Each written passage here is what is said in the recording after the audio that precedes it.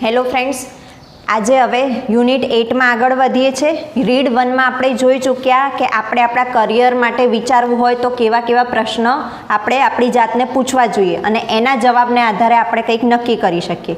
હવે એક એક્ઝામ્પલ તરીકે રીડ 2 જોઈએ છે કે જેમાં કરિયર કાઉન્સેલર સાથેની વાતચીત કેવી હોય। માની લો કે આપણે આપણું કરિયર જાતે ડિસાઇડ નથી કરી શકતા, તો પછી આવા કરિયર કાઉન્સેલર જે આપણા કરિયર વિશેનું માર્ગદર્શન પૂરું પાડે એ વ્યક્તિ સાથે આપણે જવું જોઈએ અને એ આપણને વાતચીત દ્વારા આપણો ટેસ્ટ લે અને એના દ્વારાથી એમને ખ્યાલ આવે કે આપણને કઈ કઈ બાબતોમાં રસ છે। તો એવું એક દ્રષ્ટાંત પૂરું પાડે છે આ રીડ 2, જેનું ટાઇટલ છે an interview with the career counsellor. તો આપણા કરિયર વિશેના માર્ગદર્શક સાથે એક ઇન્ટરવ્યૂ। અહીંયા પ્રતીકની વાત છે। પ્રતીક એક સ્ટુડન્ટ છે અને મિસ શાહ એ કરિયર કાઉન્સેલર છે। તો મિસ શાહ પ્રતીકને શું ગાઈડન્સ આપે છે, એના પેરેન્ટ્સ પણ એની સાથે જ છે, મિસ્ટર મહેતા એના પ્રતીકના પપ્પા છે। તો આ બધા શું ભેગા મળીને વાત કરે છે એ વાત ઉપર ફોકસ કરો અને તમારી જાતને પણ આ જ રીતે સમજાવવાનો ટ્રાય કરો કે જો કરિયર કાઉન્સેલર પ્રતીકને આવા પ્રશ્નો પૂછે અને એને જવાબ મળે છે તો પછી મારે પણ મારી જાતને આવા પ્રશ્ન પૂછીને ક્યાંક જવાબ મેળવવો જોઈએ, જેથી મને મારા કરિયર માટે કાઉન્સેલિંગ થઈ જાય। જોઈએ પ્લેસ છે એપેક્સ કાઉન્સેલિંગ સેન્ટર, એટલે કરિયર કાઉન્સેલિંગ કઈ જગ્યાએ થઈ રહ્યું છે, એપેક્સ કાઉન્સેલિંગ સેન્ટરમાં કાઉન્સેલિંગ થાય છે। સમય છે time after a week of Prateek's IQ and career inventory test. પ્રતીકે એક આઈક્યુનો ટેસ્ટ આપ્યો છે અને કરિયર ઇન્વેન્ટરીનો ટેસ્ટ આપ્યો છે એના અઠવાડિયા પછી। એટલે આઈક્યુ ટેસ્ટ, તો આઈક્યુ ઉપરથી આપણો બુદ્ધિઆંક નક્કી થાય છે કે તમારો બુદ્ધિઆંક કેટલો છે, એ મુજબ તમારું કરિયર, કયા કરિયરમાં જવાથી તમને ફાયદો રહેશે। અને કરિયર ઇન્વેન્ટરી એટલે કે આપણને એક પ્રશ્નાવલી આપવામાં આવે અને એમાં જુદા જુદા પ્રશ્નો હોય, એના આપણે જવાબ આપીશું, એનાથી ખ્યાલ આવશે કે આપણને કયા કરિયરમાં જવાનું ગમે છે। તો આ ટેસ્ટ આપ્યાના એક અઠવાડિયા પછી ઇન્ટરવ્યૂ છે। Prateek and his parents visit miss Pooja Shah the career counsellor the next week. Prateek અને એના પેરેન્ટ મિસ પૂજા શાહ જે કરિયર કાઉન્સેલર છે એને મળે છે। તો મિસ શાહ કહે છે welcome all of you, are you ready for this session પ્રતીક। બધાનું સ્વાગત કરે છે મિસ શાહ અને પૂછે છે પ્રતીકને કે પ્રતીક આજના સેશન માટે તું રેડી છે?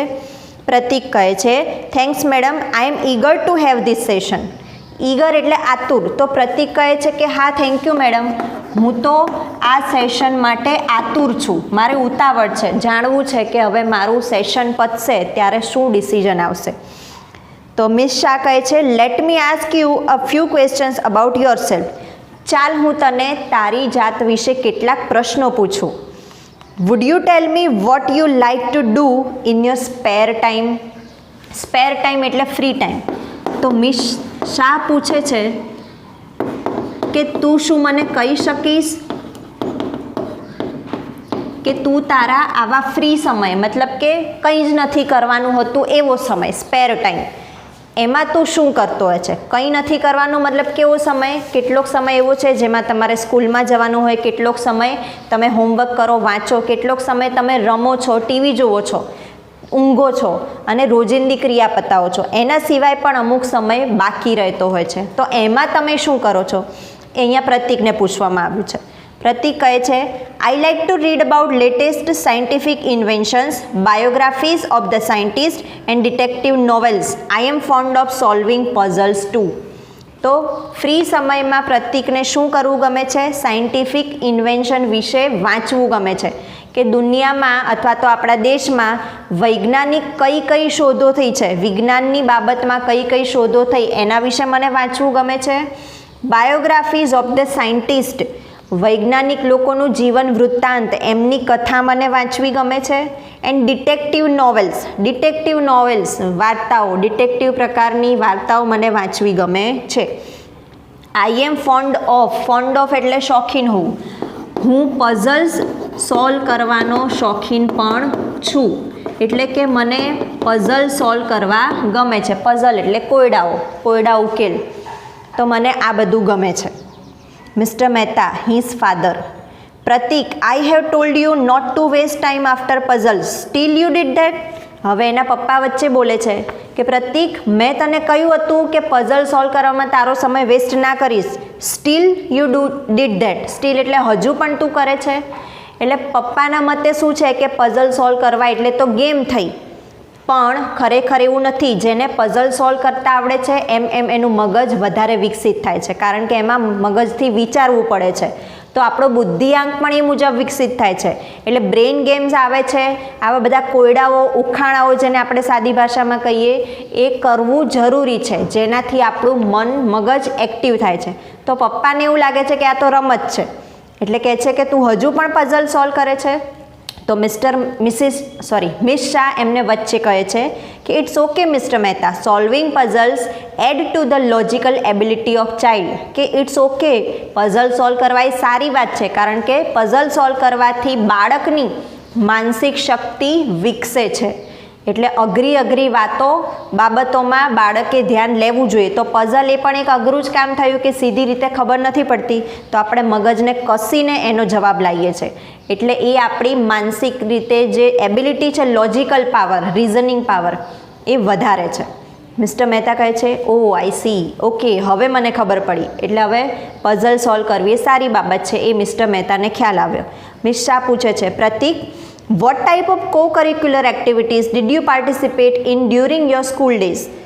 હવે બીજો પ્રશ્ન કે પ્રતીક, તું તારા સ્કૂલના દિવસોમાં ભણવાની સાથે જે co-curricular એક્ટિવિટી આવે છે એમાં કઈ બાબતોમાં તે ભાગ લીધો હતો. એટલે ભાગ લેવાની વાત આવે છે રમતગમતમાં કે પછી નાટક, ડાન્સ વગેરે, ડ્રોઈંગ કોમ્પિટિશન, એવી બધી એક્ટિવિટીમાં તે ક્યાં ભાગ લીધેલો હતો. તો પ્રતીક કહે છે I took part in the science fair and our project got the first prize at state level competition. Prateek પણ હોશિયાર છે.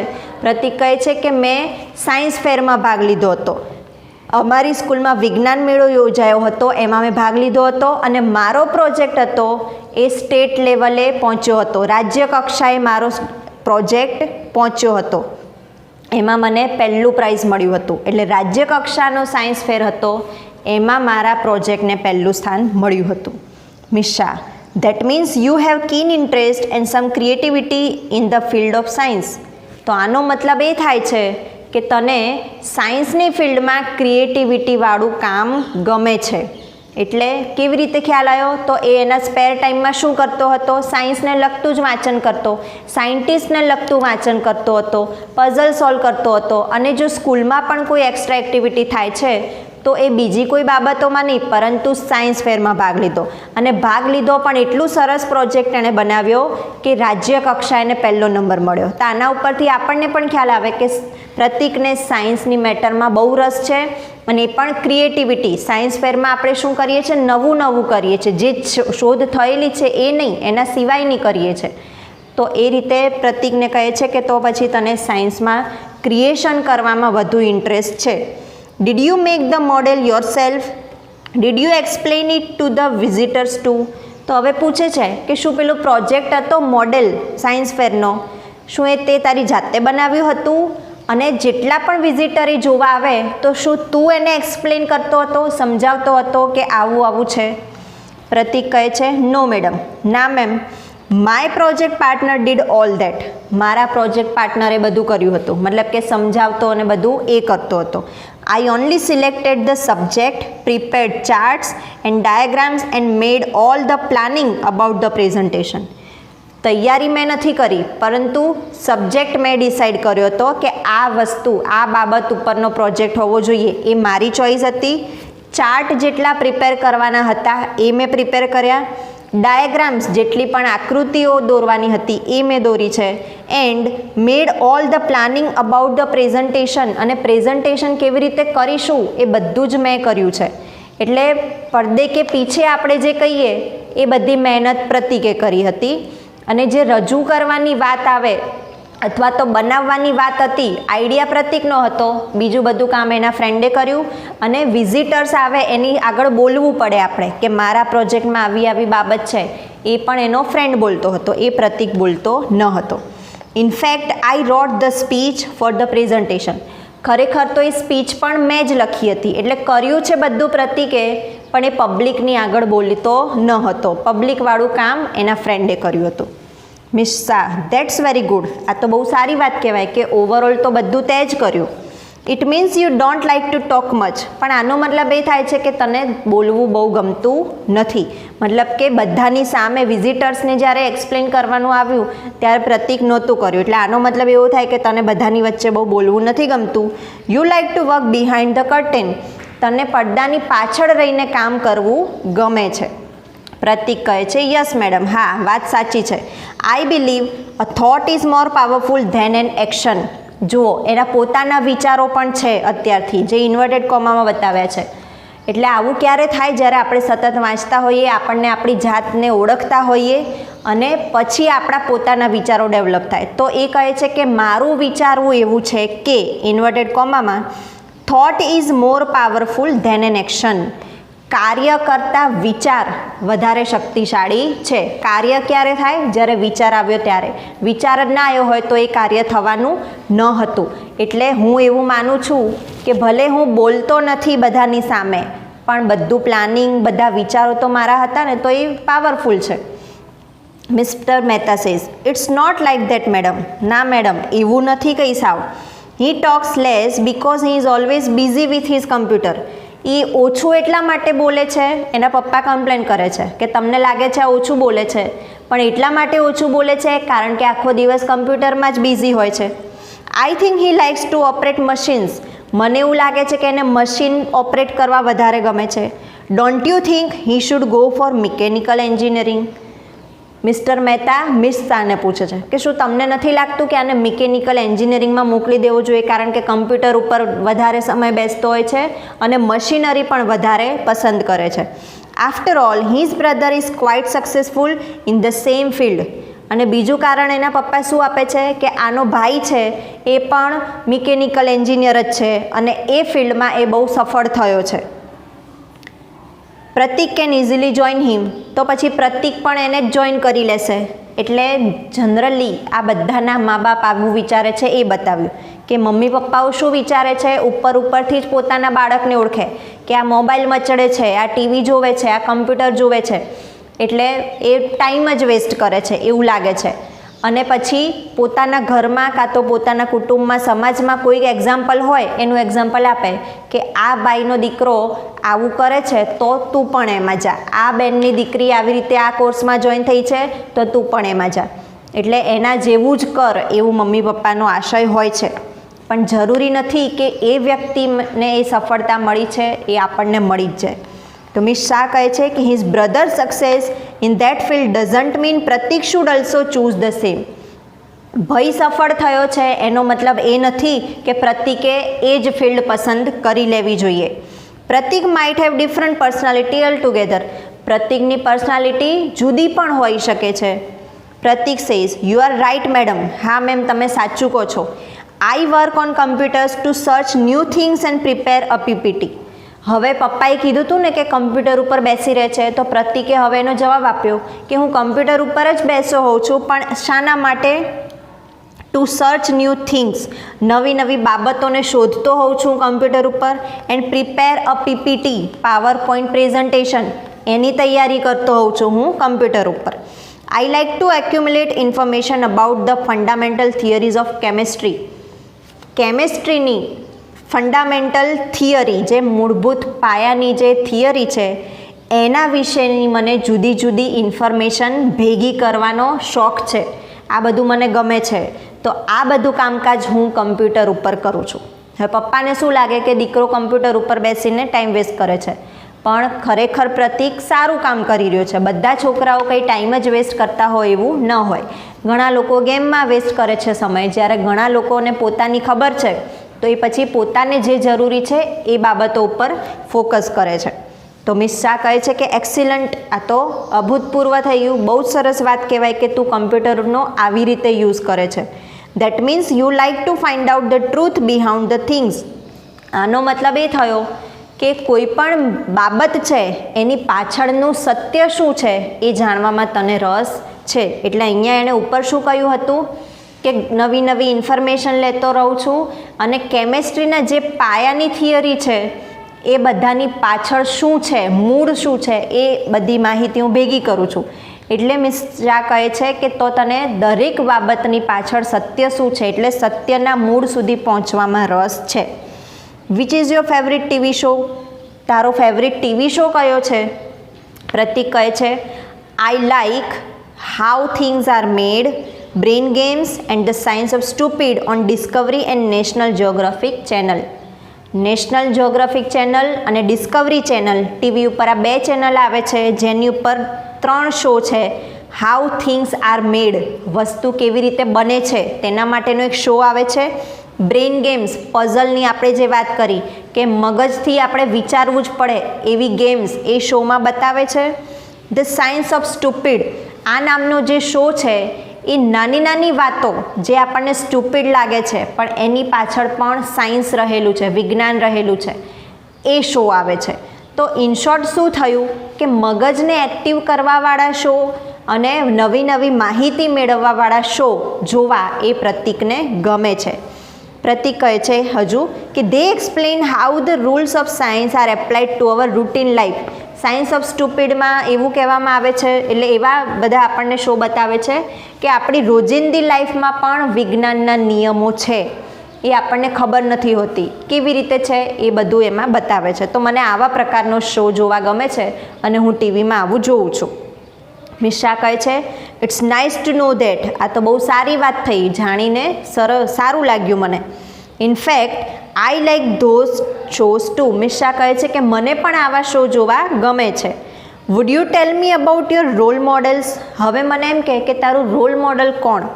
દરેકના લાઈફમાં કોઈક રોલ મોડલ હોય છે, એટલે કોકને ધ્યાનમાં રાખીને કે આ વ્યક્તિ છે જે મારા રોલ મોડલ છે અને હું એને અનુસરું. તો એ વ્યક્તિ જે રીતે જ્યાં પહોંચ્યા હોય છે આપણને પણ ત્યાં પહોંચવાની એવી રીતે ઈચ્છા થાય છે.